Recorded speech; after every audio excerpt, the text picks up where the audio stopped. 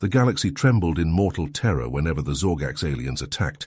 Unless humans showed up, then the Zorgax trembled instead. Captain Marcus Reynolds and the human crew of the ISS Prometheus detected a distress signal from an uncharted star system in the Andromeda Galaxy.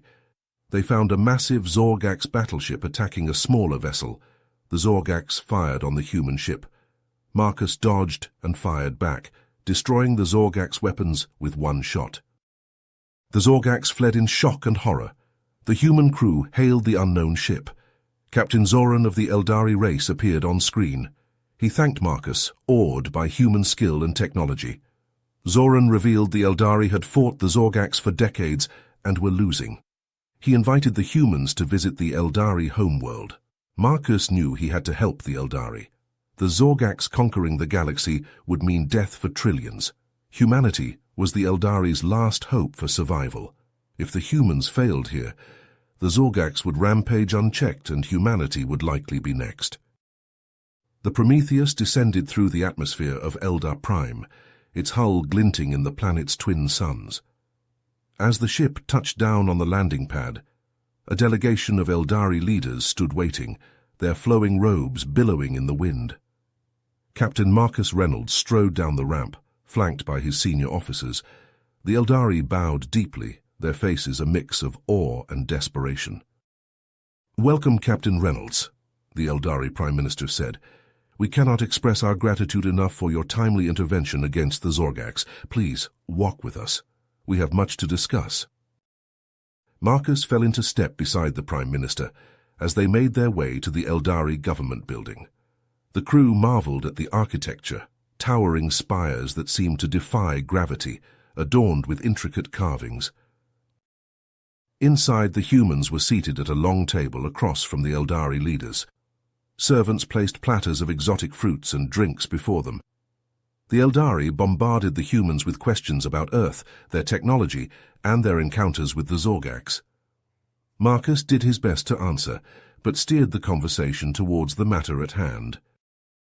"We're here to help," he said, leaning forward. "But we need to know what we're up against. How long have the Zorgax been threatening your world?" The Eldari exchanged glances. "They first attacked us decades ago," the Prime Minister said. "We managed to repel them, but at great cost.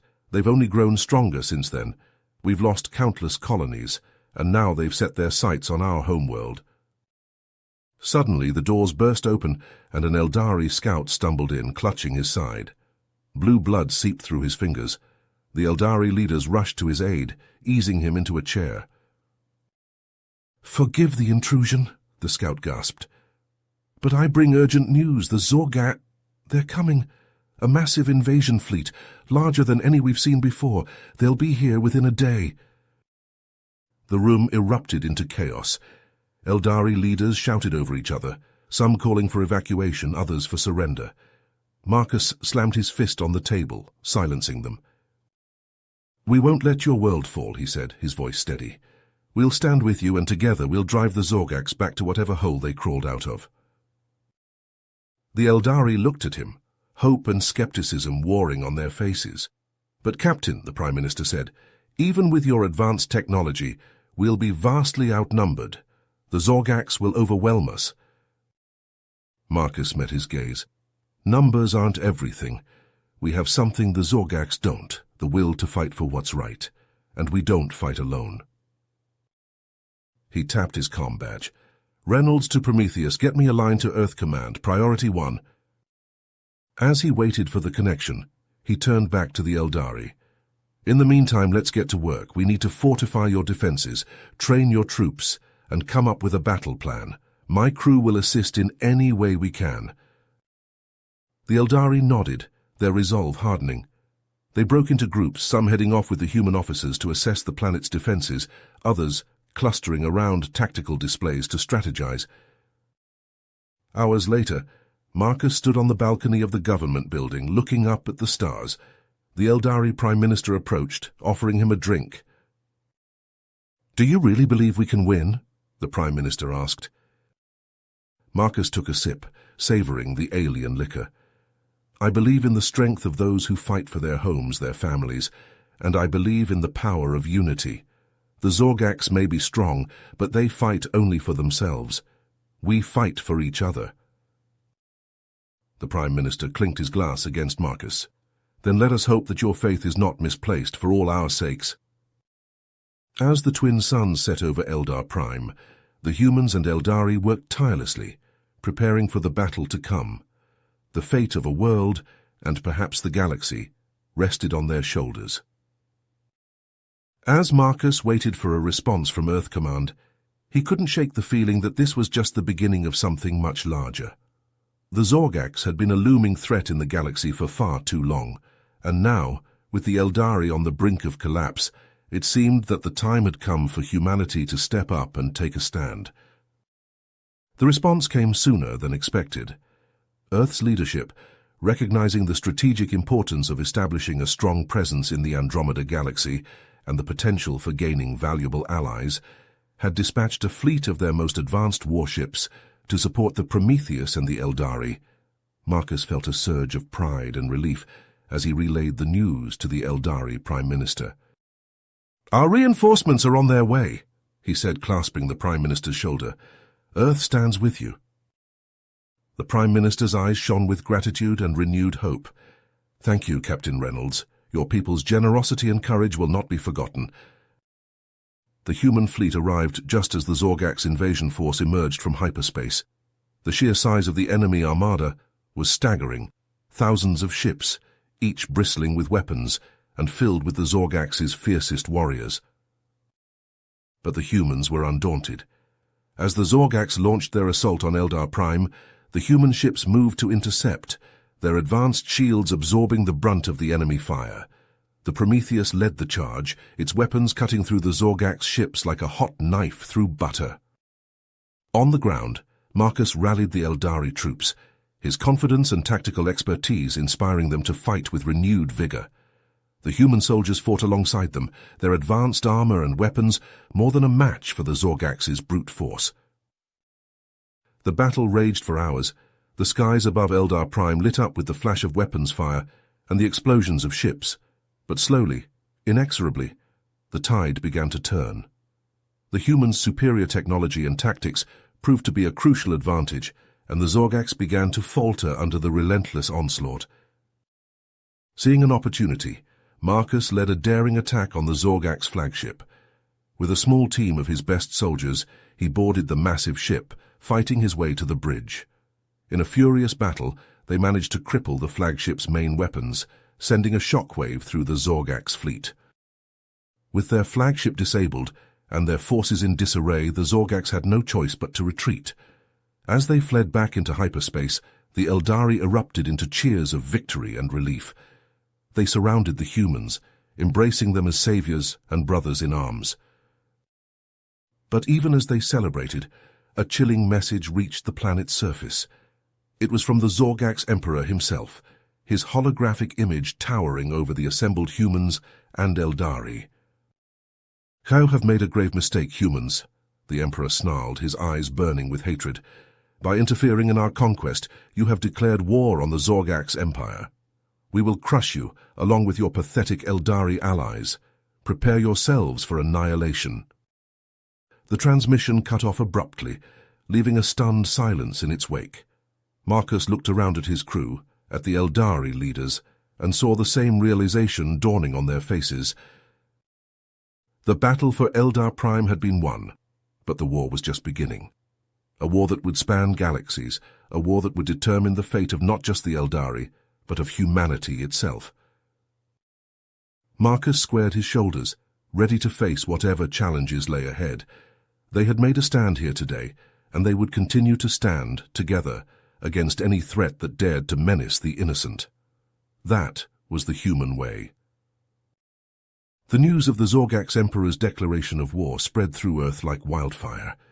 People were glued to their screens, watching as the planet's leaders gathered for an emergency summit. The atmosphere was tense, the stakes higher than they'd ever been. In the Grand Council chamber, the debate raged on. Ambassador Liam Connors, a man known for his diplomatic prowess, took the floor. "We must seek a peaceful resolution," he urged, his voice calm but firm. "War will only lead to more suffering, more loss of life. We have to believe that even the Zorgax can be reasoned with. But Admiral Helena Novak wasn't having it. She stood, her uniform crisp, her eyes sharp. With all due respect, Ambassador, the Zorgax have made their intentions clear. They want to crush us, to wipe humanity from the face of the galaxy. Diplomacy is not an option here. We need to strike first, hit them hard and fast before they can do the same to us. The room erupted into a chorus of shouts, some siding with Connors, others with Novak. The President, a woman named Eliza Grayson, raised her hand for silence. "We will continue this discussion," she said, her voice steady. "But in the meantime, we must gather more information. Admiral Novak, I want you to work with Captain Reynolds and the Eldari. Find out everything you can about the Zorgax's capabilities, their weaknesses. We need to be prepared for whatever comes next." Light years away on Eldar Prime, Marcus and his crew were already hard at work. They huddled around a holographic display with Eldari intelligence officers poring over data, trying to piece together a picture of their enemy. "Heard," one of the Eldari said, pointing to a blinking dot on the map. "Our spies have reported unusual activity in this sector. We believe it may be a secret Zorgax research facility." Marcus leaned in, his brow furrowed. "What kind of research?" The Eldari officer swallowed hard. "We're not entirely sure, but there are rumors, whispers of a new weapon, something capable of destroying entire planets." A chill ran down Marcus's spine. He exchanged a glance with his first officer, Commander Elena Reyes. They both knew what this meant. If the Zorgax completed this weapon, nowhere would be safe. Not Eldar Prime, not Earth, not any planet in the galaxy. "We need to stop them," Marcus said, his voice grim. "We need to find that facility and destroy it before they can finish their weapon." Admiral Novak's face appeared on the screen, her expression serious. "Captain Reynolds, we've been monitoring your conversation. You're right. This weapon cannot be allowed to exist, but we can't risk a full-scale assault. It could alert the Zorgax to our knowledge of their plans." Marcus nodded. "Agreed. We need a small team, a covert operation to infiltrate the facility and sabotage the weapon from the inside." Novak smiled, but there was no humor in it. "I had a feeling you'd say that. I'm assigning a team of our best soldiers to join you. They'll be at your location within the day." Marcus felt a surge of gratitude and respect for the Admiral. She understood what was at stake, and she was willing to do whatever it took to protect humanity and their allies. As the transmission ended, Marcus turned to his crew. "All right, people, you heard the Admiral. We've got work to do. I want every scrap of information on this research facility, every possible way in and out. We're going to need to be fast, silent, and deadly if we're going to pull this off." His crew nodded, their faces set with determination. They knew the risks, but they also knew what they were fighting for. The fate of the galaxy rested on their shoulders, and they wouldn't let it fall. As they got to work, Marcus couldn't shake the feeling that this was just the calm before the storm. The Zorgax were out there, plotting, preparing, and now, with this new weapon in development, the stakes had never been higher. But he also knew that they had something the Zorgax didn't: unity. Humans, Eldari, and who knew how many other races, all standing together against a common threat. It was a powerful thing, and Marcus knew that as long as they had that, they had a chance. The pieces were in motion, the players taking their positions on the galactic chessboard, and as Marcus looked out at the stars, he knew that the game was about to begin in earnest. The Zorgax had made their move. Now it was humanity's turn to respond. The infiltration of the Zorgax research facility was a mission like no other. Marcus, his crew, and the elite human soldiers moved silently through the shadows, their hearts pounding in their chests as they drew closer to their target. The facility was a labyrinth of corridors and laboratories, each one more heavily guarded than the last. But they had a job to do, and failure was not an option. As they made their way deeper into the complex, they stumbled upon a sight that chilled them to the bone. The weapon, the one they had heard whispers of, was here, and it was nearly complete. "My God," whispered Lieutenant Sarah Hawkins, her eyes wide with horror. They weren't kidding. This thing Atambus, it could wipe out entire planets. Marcus nodded grimly. Which is why we need to destroy it now. They set to work, planting explosives at key structural points. The plan was simple. Bring the whole place down on top of the weapon, burying it and the Zorgax's plans along with it. But even the best-laid plans can go awry. They were just setting the final charges when the alarms began to blare. Zorgax guards poured into the room, their weapons drawn and their eyes blazing with fury. "Take cover!" Marcus shouted, diving behind a console as a hail of energy bolts filled the air. The firefight was fierce and brutal. The humans fought with every ounce of skill and courage they possessed, but the Zorgax were relentless. They kept coming, wave after wave, determined to protect their precious weapon. In the chaos, Marcus saw Sarah go down a smoking hole in her chest. He ran to her, cradling her in his arms as the life drained from her eyes. "You did good, Sarah," he whispered, his voice choked with emotion. "Real good." With a final burst of defiance, the humans managed to set off the explosives.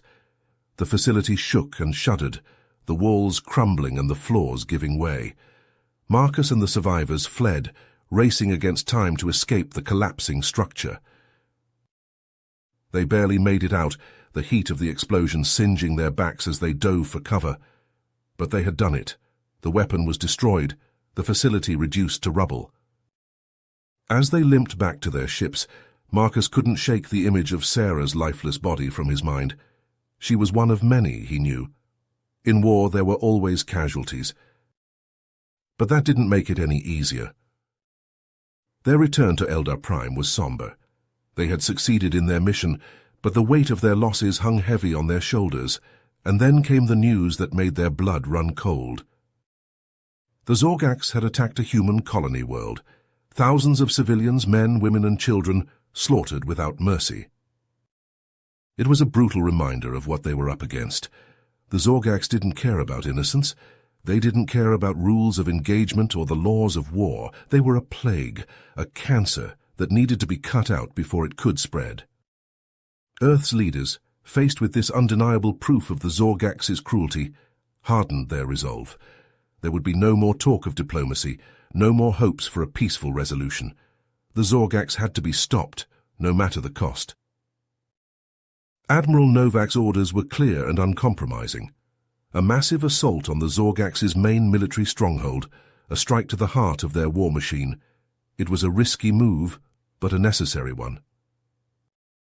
And Marcus and his crew would once again find themselves on the front lines. "We need you to lead a diversionary attack," Admiral Novak explained, her face grim on the view screen. "Draw away some of their forces, create an opening for our main fleet." Marcus nodded, his jaw set. "We'll get it done, Admiral, whatever it takes." As the transmission ended, Marcus turned to his crew. They were battered and bruised both physically and emotionally, but in their eyes he saw the same determination that he felt in his own heart. They knew what was at stake. They knew that the fate of humanity, of the entire galaxy, rested on their shoulders. "All right, people," Marcus said, his voice steady and strong. "You heard the Admiral. We've got a job to do. It won't be easy and it won't be pretty. But we're going to do it. Because we have to. Because if we don't, the Zorgax will keep coming. They'll keep killing until there's nothing left." He looked around at the faces of his crew, his friends, his family. "I won't lie to you. Some of us may not come back from this. But those who do, they'll come back as heroes.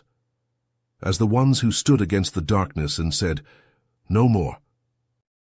There was a moment of silence, a moment of understanding, and then, as one, the crew of the Prometheus stood tall, ready to face whatever lay ahead. The diversionary attack was about to begin, and with it, the battle for the future of the galaxy.